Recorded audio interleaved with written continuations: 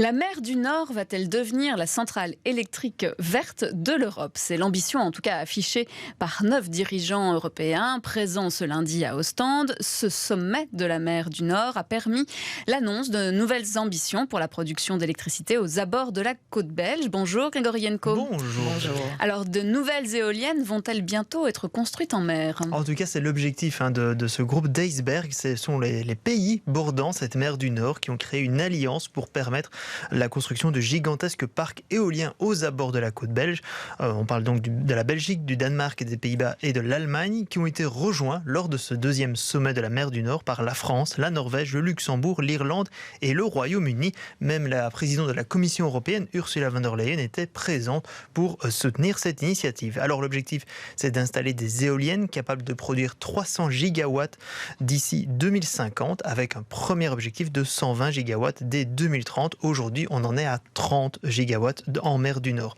L'ambition est donc doublée par rapport à l'année dernière avec l'arrivée de ces nouveaux pays dans cette future coalition énergétique. Alors cela ne se fera pas seulement avec le public. Les chefs d'État et ministres de l'énergie présents veulent surtout créer un cadre propice aux investissements et aussi un règlement qui ne se veut pas trop contraignant pour permettre le développement de ces parcs éoliens géants. Alors Grégory, il y a évidemment beaucoup d'interrogations sur cette ambition et de nombreux acteurs affirment qu'il existe beaucoup trop d'obstacles actuellement pour arriver finalement à ces objectifs annoncés. Ben oui, suite à ce sommet de la mer du Nord, justement, une lettre ouverte a été écrite par 105 entreprises européennes et 21 fédérations sectorielles. On parle de dragueurs, de constructeurs de turbines, d'ingénieurs qui préviennent que les obstacles sont trop nombreux, notamment concernant le recrutement de spécialistes de la question. On estime qu'il faudrait 250 000 travailleurs d'ici 2030 pour arriver à cet objectif, alors qu'on est actuellement à 80 000 travailleurs dans le secteur.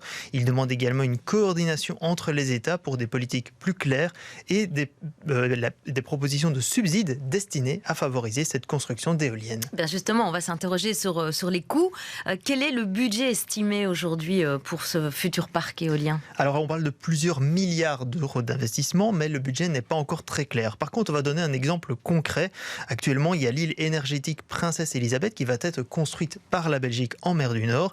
Il va voir le jour d'ici peu, mais il proposera une capacité d'un peu plus de 3 gigawatts. On est encore loin en effet des 300 proposés.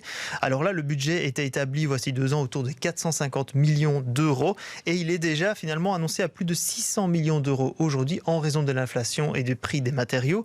On annonce aussi des retards en raison des procédures autour des permis et des connexions avec les infrastructures terrestres. Bref, le projet belge devrait voir le jour en 2030. Il y a encore donc un long chemin pour que cette ambition européenne se confirme dans les faits, mais il y a au moins la volonté politique qui est présente. Et puis il y avait le Luxembourg aussi qui était présent à cette réunion. Oui. On peut espérer qu'il y ait quelques fonds.